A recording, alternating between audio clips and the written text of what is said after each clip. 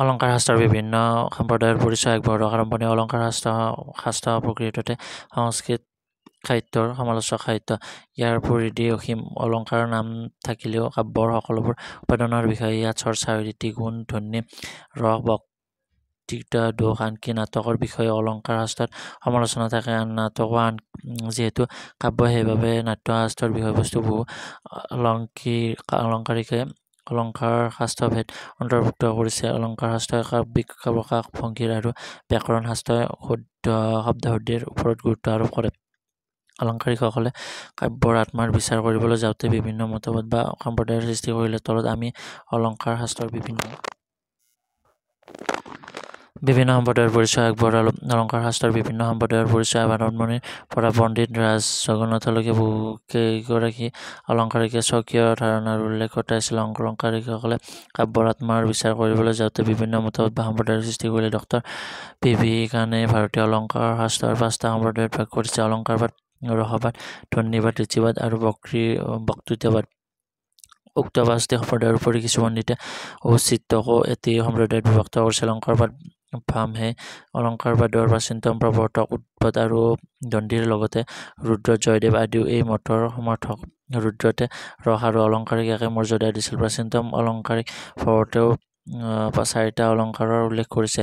ভামহে অলংকাৰহীন কাব্য বিভূহীন নাৰীৰ দৰে সুন্দৰ নহয় বুলি উল্লেখ কৰিছে। অলংকাৰবাদীসকলৰ মতে দোষহীন আৰু অলংকৃত শব্দাৰ্থই কাব্য অলংকাৰৰ ধাৰণা ক্ৰমান্বয়ে অলংকাৰ শাস্ত্ৰত কাঢ়ি লৈ গৈছে।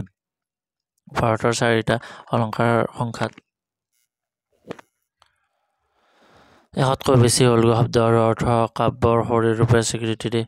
ভাষ্যমবাদীসকলে কাব্য সমালোচনাৰ নতুন মাৰ্গ প্ৰদৰ্শন কৰিলে। ৰীতিবাদ কাব্য অলংকাৰৰ গতিভিত্তিক লিখক বামনে ৰীতিবাদৰ প্ৰৱৰ্তক। তেওঁৰ মতে শব্দাৰ্থ, গুণ আৰু অলংকাৰ মুক্ত হলেহে কাব্যৰ স্বীকৃতি পাব। তেওঁৰ মতে ৰীতি কাব্যৰ আত্মা বিশিষ্ট পদৰচনাই ৰীতি আৰু এই বৈশিষ্ট্যপূৰ্ণ হৈছে গুণ। এই গুণবিলাকে কাব্যৰ শোভা বৰ্ধন কৰে। আৰু বামনৰ মতে সৌন্দৰ্য অলংকাৰ। বামনৰ মতে ৰীতি ৩ প্ৰকাৰৰ: বৈভৱী ৰীতি, ঘূৰি নীতি আৰু পাগুলি ৰীতি।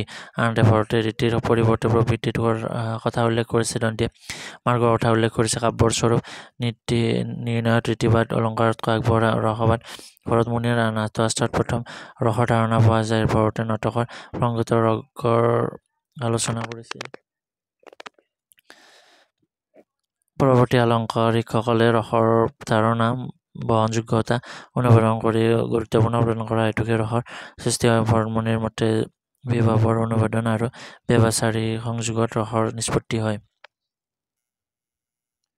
পাৰৰ্য ৰস তত্ত্ব বহু পৰিমাণে মনস্তাত্ত্বিক। মানুহৰ অন্তৰত ভোগ, হৰ্ষ আদি সুপ্ত হৈ থকা স্থায়ী ভাৱবিলাকে উপযুক্ত পৰিৱেশ আৰু অলঞ্চতাৰ উপস্থিতিত পাঠক বা দৰ্শকৰ হৃদয়ত অনায়াস আদৰ্শৰ সৃষ্টি কৰে। সেয়াই ৰসোপলব্ধি। ধ্বনিবাদ আচাৰ্য আনন্দবৰ্ধন ধ্বনিতত্ত্বৰ উদ্ভাৱক। তেওঁ ধ্বনিক কাব্যৰ আত্মা বুলি স্বীকৃতি দি ধ্বনিৰ এক পূৰ্ব পৰম্পৰাৰ সংকেত দিছিল।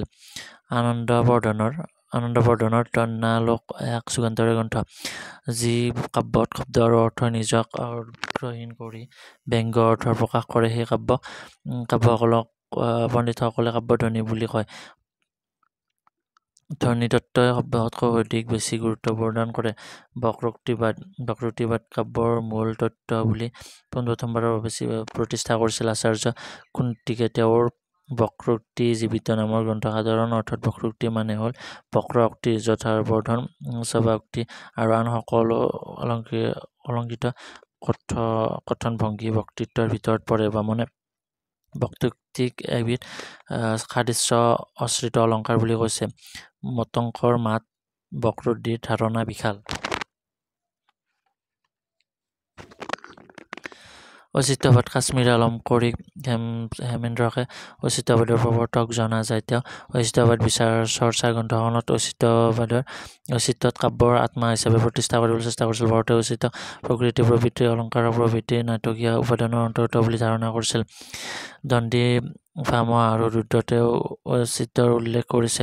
হেমেন্দ্ৰৰ মতে যাৰ যিটোৰ লগত সাদৃশ্য আচাৰ্যসকলে তাকেই উচিত বুলি কয়। উচিতৰ যি ভাৱ তাকে ঔচিত্য বোলা হয়। সামৰণি: উক্ত আলোচনাৰ পৰা আমি দেখা পালো যে অলংকাৰিক শাস্ত্ৰৰ পৰিধি অসীম অলংকাৰ শাস্ত্ৰই কাব্যিক প্ৰকাশভংগীৰ ওপৰত গুৰুত্ব প্ৰদান কৰিলে। অলংকাৰিকসকলে কাব্যৰ আত্মাৰ বিচাৰ কৰিব যাওঁতে বিভিন্ন মতত বা সম্প্ৰদায়ৰ সৃষ্টি কৰিছে। সেই সম্প্ৰদায়ৰ সেইসমূহৰ ভিতৰত অলংকাৰক ৰসবাদ, ধ্বনিবাদ, ঋতুবাদ, বক্তৃতাবাদ বা ঐচিত্যবাদ উল্লেখযোগ্য। এইসমূহ সংস্কৃত কাব্যিক তথা অলংকাৰ শাস্ত্ৰৰ সাহিত্য জগতলৈ অন্য এক উল্লেখযোগ্য অৱদান।